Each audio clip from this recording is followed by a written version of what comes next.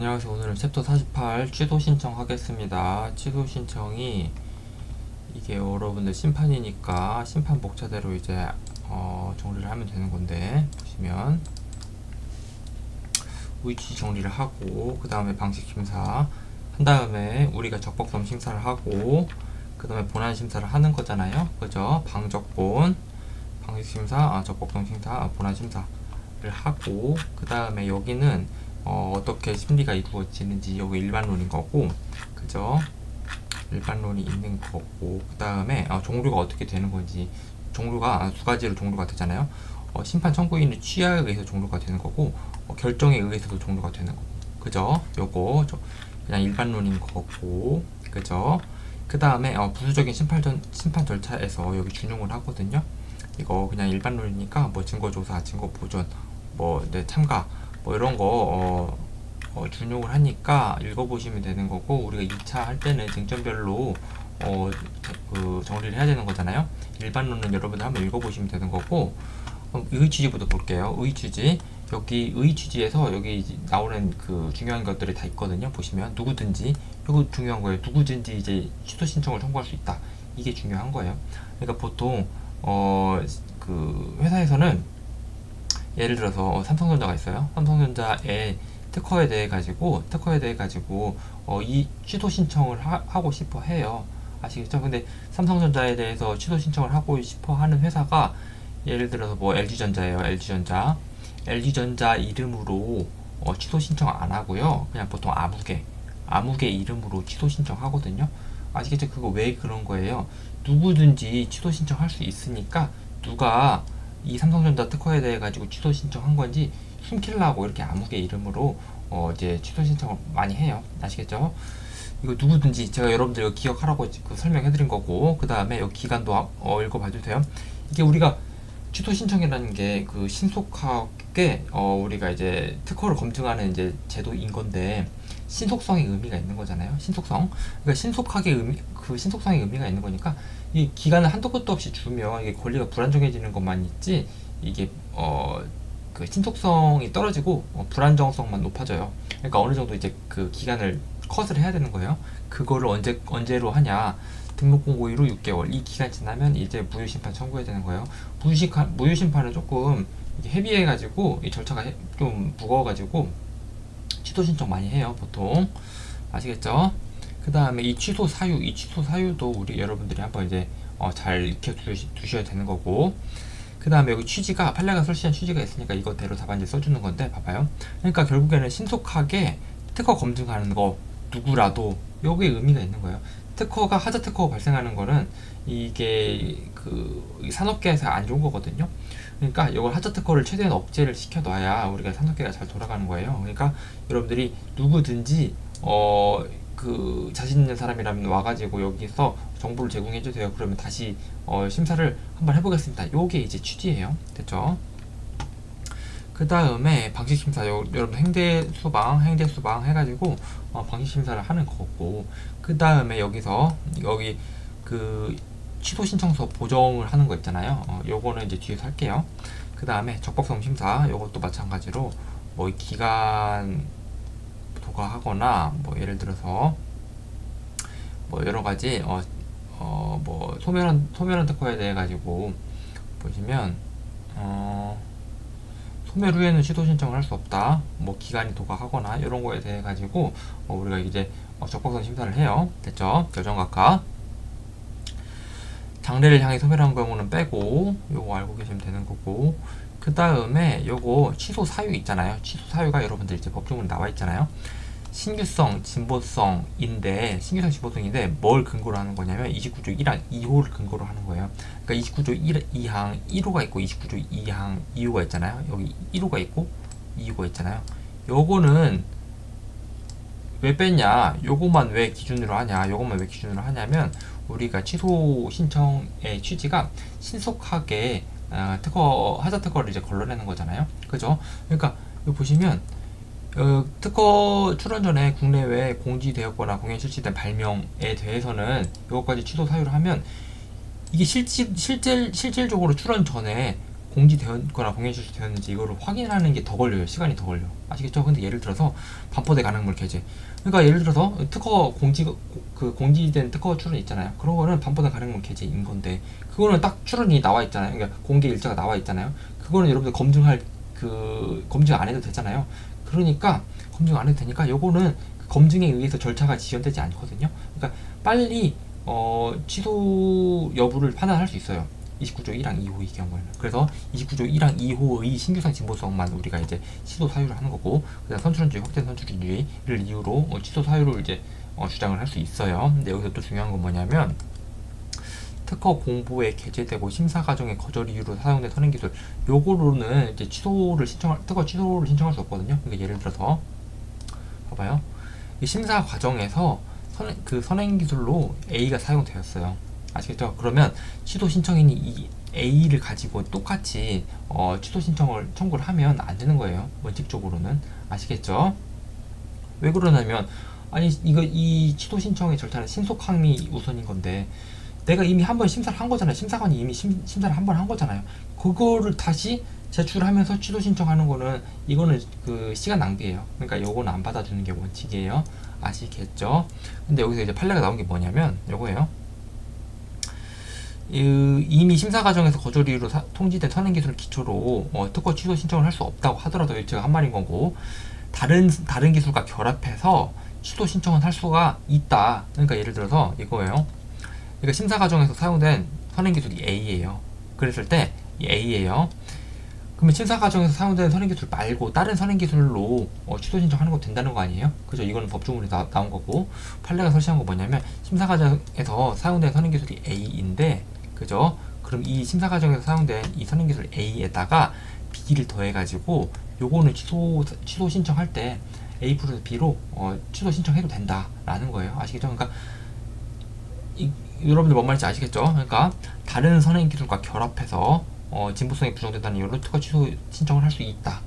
아시겠죠? 요거 증거의 범위가 이렇게 이제 확장되었다라고 판례에서 설치한 거대로 이제 여러분들 알고 계시면 되는 거고, 판례가 한 사실관계가 어떻게 되냐면 봐봐요.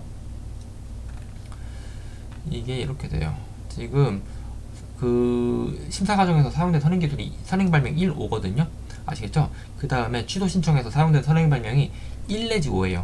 선행발명 1, 2, 3, 4, 5. 아시겠죠? 그러니까 선행발명 1이랑 5는 심사 과정에서 사용된 거고 2, 3, 4는 새롭게 추가한 거예요. 이렇게 취소 신청을 할 수 있다라는 거예요. 이 판례가 설치한 게. 됐죠? 여기 알고 계시면 되는 거고, 그 다음에 요거 직권탐지를 우리가 이제 심판이니까 직권탐지를 하는 거잖아요. 원칙적으로.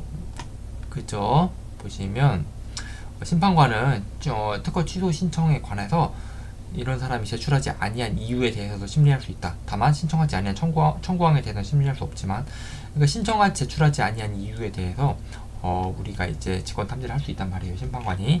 그런데 직권 탐지의 범위가 어떻게 되냐? 우리 증거의 범위는 아까 말씀드렸잖아요. 근데 직권 탐지의 범위는 어떻게 되냐라고 보시면 여기만 읽어보시면 되는 거예요. 우리가 132조 2역이 뭐냐면 심사 과정에서 거절 이유로 사용된 선행 발명을 취소 사유를 할 수 없다. 취소 사유를 할 수 없다라는 게 이제 요거거든요. 여기에서 들고 있는 한계 내에서만 특허 심판인이 취소 신청에 관한 직권 심리를 할 수 있다고 보아야 한다는 법률적 주장은 받아들이기 어렵다. 이게 뭔 말이냐? 봐봐요. 그러니까 요거는 법률상 그 법조문에 의해서 되는 거잖아요. 그 심사 과정에서 거절 이유로 사용된 선행 기술이 A일 때 그거랑 다른 거를 심사 과정에서 거절 이유로 사용된 선행 기술과 다른 거를 여러분들이 지금 취소 사유를 할 수 있잖아요. 그죠? 요거는 그냥 무조건 되는 거고, 제가 아까 말씀드린 것도 요건 되는 거잖아요. 지금 거절 이유로 사용된 게 만약에 A였어요.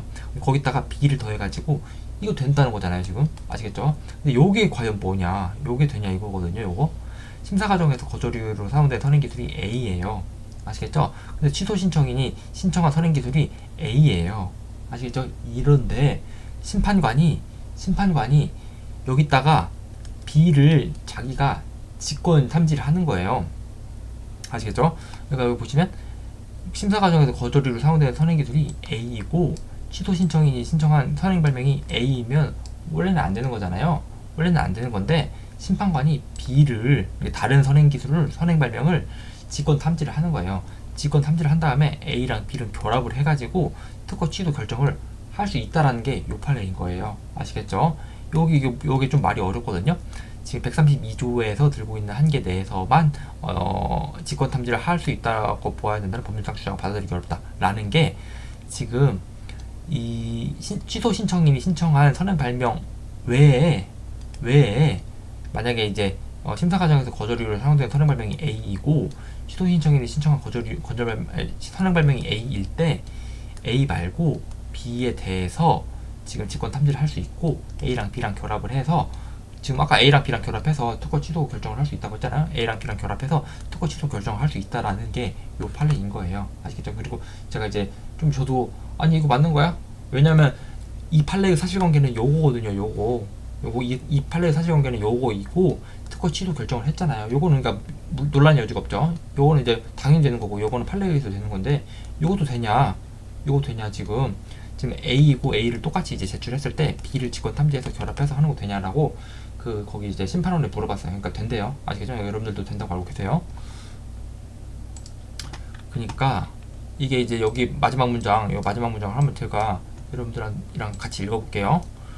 여기 증거의 범위가 지금 거절 이유에서 거절 이유 통지에 사용되지 않은 증거만 우리가 이제 취소 신청할 때 제출할 수 있다라는 게 요거 132조의 2에서 들고 있는 한계잖아요. 그죠?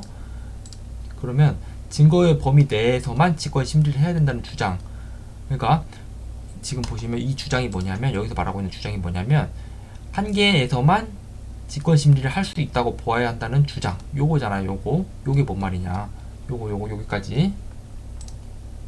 거절 이유 통지에 사용되지 않은 증거만 직권 심리를 할 수 있다는 주장이거든요. 그러니까 거절 이유 통지에 사용되지 않은 증거만 직권 심리를 할 수 있다는 주장. 요 주장은 부당함 요거잖아요. 지금 판례가 설치한 게 요 주장은 부당함 요거잖아요. 그러니까 거절 이유 통지에 사용되지 아니한 증거만 직권 심리를 할 수 있다는 주장은 부당하다. 그러니까 거절 이유의 통지에 사용된 증거도 직권 심리할 수 있다. 요 말이거든요. 그러니까 결론적으로 거절 이유 통지에 사용된 증거도 여러분들이 직권 탐지를 할 수 있는 거예요. 그러니까 예를 들어 이것도 되는 거예요. 봐봐요. 요 판례가 지금 그러니까 만약에 거절 이유로 사용된 선행 발명이 A예요. 그죠? 근데 취소 신청인이 제출한 증거가 B예요. 그랬을 때 직권 탐지를 해가지고 A를 직권 탐지를 하는 거예요. 이 심판관이 이 거절 이유로 사용된 증거 있잖아요. 요거를 직권 탐지하는 거예요. 그래서 A랑 B랑 결합해가지고 취소 결정하는 거 요것도 된다. 라는 게 요 판례인 거고 그리고 아시겠죠? 지금 요거가 그 말이에요. 거절 이유 통지에 사용된 증거도 직권 심리할 수 있다. 그러니까 거절 이유 통지에 사용된 증거 A 있잖아요. 요것도 직권 심리할 수 있다라는 거고 요거 있잖아요. 거절 이유의 통지에 사용된 증거만을 제출했을 때 다른 증거를 직권 탐지해가지고 결합해서 취소 결정하는 거 요것도 되는 거예요. 요것도 이제 물어보니까 제가 이제 심판원에 물어보니까 된대요. 아시겠죠? 그러니까 여러분들 요것도 직권 탐지는 본인 마음이잖아요. 심판관 마음이잖아요. 그러니까 직권 탐지 안 하면 안 되는 건데 직권 탐지하면 특허 취소 결정할 수 있어요. 아시겠죠? 그렇게 알고 계시면 되는 거고 그 다음에 남은 게 우리가 특허 취소 신청서 보정이랑 본안 보정이 있거든요. 요거 여기 언제 쓰는 거, 그 시험 문제 쓸 때 언제 쓰는 거냐면 우리가 특허법상 조치는 4가지가 있다고 제가 말씀드렸잖아요. 등록 전 출원인의 조치가 있는 거고 등록 전 제3자 심사관의 조치가 있는 거고 등록 후 권리자의 조치가 있는 거고 등록 후 제3자의 조치가 있는 거예요. 아시겠죠? 그 중에서 등록 후 제3자가 할 수 있는 조치 중에서 뭐가 있냐면 보시면 여기 취소 신청 청구하는 게 있거든요. 취소 신청 청구하는 우리가 등록 후 제3자는 이쪽이 특허를 소멸시키는 조치를 할 수 있는 거예요. 어떤 조치가 있냐면 대표적으로 무효심판이랑 취소 신청 청구하는 조치가 있는 거거든요. 무효심판 취소 신청을 청구를 했어요. 무효심판 취소 신청을 청구를 했는데 그러니까 취소 신청을 청구를 했는데 방적본 해본 결과 심판 청구서 보정을 할 수 있는 조치를 지금 등록 후 제3자가 할 수 있는 조치 중 하나예요. 아시겠죠? 그러니까 등록 후 제3자가 취소 신청을 했는데 취소 신청에 심판 청구서를 보정해야 되는 경우에 심판 청구서 보정한다. 이거는 등록 후 제3자가 할 수 있는 조치예요. 아시겠죠? 그리고 등록 후 권리자가 할 수 있는 조치가 뭐가 있냐면, 등록 후 권리자가 할 수 있는 조치가 여기 있는데, 지금 이 사람이 무효심판 취소신청, 무효심판 취소신청 피청구인이에요. 무효심판, 여기 무효심판 봤었는데 취소심판도 마찬가지예요. 무효심판 취소심판 피청구인일 때 할 수 있는 조치가 뭐가 있냐면, 여기 지금 방적본 해본 다음에 어떤 심결을 예측할 거 아니에요. 그러니까 이 특허권자가 여러분들이 논점을 뽑고 했을 때, 아 요거는 각각심결을 한다, 뭐 인용심결을 한다, 기각심결을 한다, 뭐 어떤 아니면 뭐 결정각하된다, 이런 어떤 걸 결정을 예측을 하잖아요. 방적분 해가지고 심결이나 결정을 예측을 한단 말이에요. 아 어떤 거가 날 거다, 논점 다 뽑고 여러분들이 결론 내릴 거 아니에요. 아 요러한 심판 청구는 어떠한 게 날 것이다, 결론이 날 것이다 라고 결론을 해놓고, 그 다음에 만약에 질 것 같은데? 라고 하면, 등록 후 권리자는 뭐 취소심판 피청구인으로서 무슨 조치를 할 수 있어요? 정정 청구해야 되는 거죠. 아시겠죠? 정정 청구하는 조치를 할 수 있는 거예요. 그러니까 이게 정정 청구가 본안 보정이잖아요. 등록 후 제3자는 무슨 조치를 할 수 있냐면, 취소신청 조치를 할 수 있다. 취소신청 조치 중에서 만약에 불리한 것 같으면 심판 청구서 보정을 할 수 있다. 아시겠죠? 등록 후 제3자가 할 수 있는 조치로서 심판 청구서 보정이 있는 거고, 등록 후 권리자가 할 수 있는 조치로서 취소 심판이 청구가 됐네. 취소 심판이 청구가 됐으면 불리한 뭐 결정이나 심결이 날 것 같아요. 그러면 정정 청구할 수 있다. 아시겠죠? 요거는 등록 후 권리자가 할 수 있는 조치예요. 특허법상 조치. 제가 이게 정리해 놓은 대로 그냥 취소 신청서 보정 있잖아요. 그 다음에 본안 보정, 요거 그냥 그 답안지 그냥 때려 박으면 되는 거예요. 아시겠죠? 만약 이거를 머릿속으로 생각하기가 어렵지, 요런 조치를 할 수 있구나라고 머릿속으로 생각하기가 어렵지, 머릿속으로 만약에 취소 신청서 보정을 해야 되겠구나 라고 머릿속에 떠오르잖아요. 그럼 그냥 이거 그냥 그대로 박으면 되는 거예요. 그냥 취소 신청서에 보정 명령을 내린다, 뭐 이런 거 흠결일 경우에는 보정 명령을 한다. 그러면 요지를 변경하지 않는 범위 내에서 취소 신청서 보정을 할 수 있다. 그냥 여기 일반론을 여러분들이 머릿속에 떠오르면 어떻게 떠올라요? 이걸 보고 특허법상 조치는 이거 4가지가 있다. 하나, 둘, 셋, 4가지가 있는데, 지금 등록 후 제3자니까 취소 심판 청구서 보정을 할 수 있네. 그러니까 그러면 요거를 그냥 갖다 박아야지, 갖다 그냥 발라야지, 이렇게 머릿속으로 떠올라서 그냥 갖다 바르면 되는 거예요. 그 다음에 본안 보정, 이것도 마찬가지고 취소 사유가 있다.